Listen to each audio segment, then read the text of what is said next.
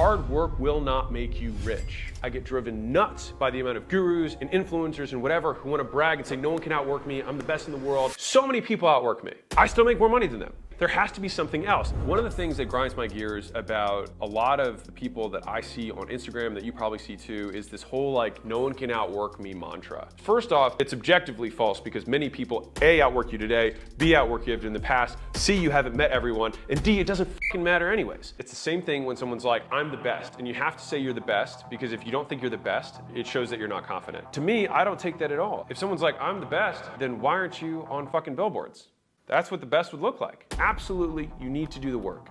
You need to put volume in, it's the only way you get better. But if you start claiming that you are the best, you cannot be outworked. You are making statements that you know are not true. Why are we bragging about work? Because work has very little to do with the highest levels of the game. Warren Buffett talks about if he makes 2 good decisions a year, he's had a good year. And so how is it that one of the best investors, one of the best business people in terms of measuring it by money, which is how you measure business, talks about how he does basically nothing, reads 5 or 6 hours a day, eats McDonald's, and makes a couple good decisions a year? How is it that that guy is making so much more money than the people who are bragging about the fact that they work so hard? Everyone only has the same hours a day. Anybody who only sleeps 8 hours or only sleeps 7 hours and works the remaining of hours of the day, all of them would be tied for hardest working. So what creates output? You have volume of activity, and then you have the leverage of the activity that you're doing. That's what creates the total output. In order to do anything, you must do something. There has to be some level of energy that gets input into the system. Our activity, in terms of number of activities, is a very newbie measure of success in the beginning.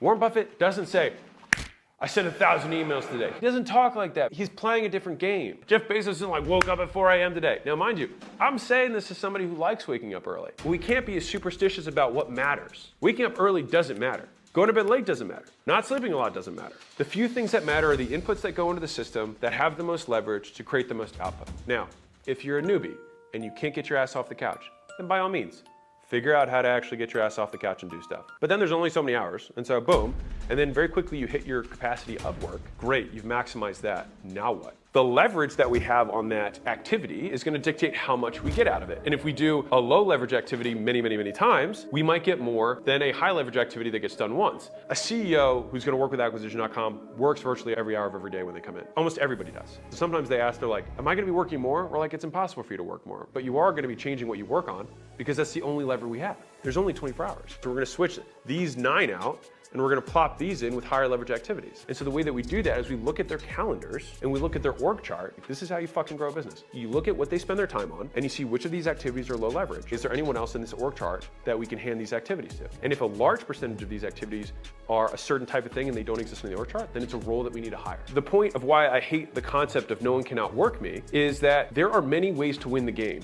If you were to think about an amazing goal as a dragon to be slain, if you are familiar with video games in any way, when you create like a war party, you have a group of people that are gonna go on a quest. You don't just have 10 paladins or guys who just have shields and swords. So you've got a healer, a mage that's really good at damage but can't take a lot of damage. Then you've got a paladin who can't hit as hard, but he can take a lot of shots. You find people who have complementary skills. If you're playing football, you don't have 10 running backs. The entrepreneur really should be the coach of the team. It's about organizing the pieces and how well they play together that ultimately determines how good the team is. Like how many times have you seen the team with the all-star that has the poor supporting cast get beat by the overall better team? It happens all the time. A lot of entrepreneurs, as I see them, are trying to play the game like they're the star player and they want to score all the points, but they lose to Apple because Apple's got a team. We celebrate a specific action like work when it's really just saying, oh look, there's a paladin who can take a lot of hits. Cool. That's not the only thing that's required to win. I think what is more valuable is to know what are each of the roles that exist within the business, A. B, is there one of these that you map to based on your characteristics and skill sets? And then C, what is my eventual evolution through entrepreneurship? We'll start at the beginning, which is what are the players on the field? So if you think about it by function, you've got somebody who has to promote, who's got to be a good marketer. They have to understand how to make things known across different platforms, telling stories, building a brand, providing value to an audience. That's what marketing is. Sales is being able to convert that raw attention into a sale. Direct response ads, sales pages, video sales letters, etc., which is pretty much anything that's physical products or software based that's low ticket, or it's higher ticket, people to people, hand-to-hand combat who know how to, in the beginning, sell, and then later train how to sell, and then later, lead people who train how to sell. These are not necessarily the same people. I've met really brilliant marketers who suck at sales, and really good salespeople who suck at marketing. Then you've got somebody who understands product. How do I make something beautiful? The guy who started Shopify, he's not CEO of Shopify. He's head of product. He's a mage. He knows how to cast spells. And then you've got the experienced people who are managing everything outside of the actual product itself. How do customers engage with us? How can we provide more value? How can we give them an amazing experience? How do we make sure they're hitting these milestones? This person who knows customer experience and customer success is not the same person who understands product and UX and design. That's a different game, which is different than the guy who knows how to close, who's different than the guy that knows how to promote. The bigger the enterprise gets, the more specialized the skill becomes, and the deeper the well of experience that people need to be. They have to be more specialized. When people are like, I can't be outworked, you're bragging about the wrong thing. It should be like, I can't be out recruited. I can't be out managed. No one can build a culture like me. That's super high leverage across the organization. No one can lead like me, but no one can outwork me. It's just an irrelevant activity metric. I love working. I work all the time, but I would never claim that no one works harder than me.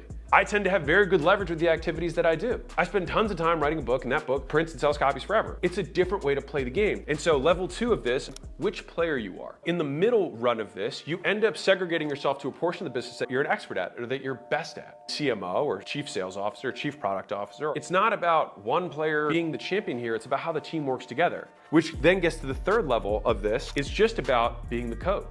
Think about what the best coaches do. They're literally trying to headhunt the best players and they're trying to recruit the best people from college. Look at what Google does. Think about their recruiting efforts. They have huge influxes dedicated to getting the best and smartest people out of college. And they have another ring for the best and smartest people coming out of business school. And then another one is their very high level recruiting at the top of the executive level. The parallels between sports and business, they are almost the same in that way. Now, mind you, you can only have 10 or 11 people on the field. You might have 10,000, but if each of those players represents a function or department of the business, it makes more sense. When we move up the levels of entrepreneurship, we need to make sure that we're playing the right game and that we're using the right metric to measure our success. The final level of this is being the coach, is recruiting the top level executives and creating a farm system underneath to feed into the company that you have so that you can have a sustained competitive advantage and create a dynasty for the team so you can create the best winning team every year and have the soft skills of creating a culture of high performance so that you get the most out of every individual player. And the difference between amazing coaching and mediocre or poor coaching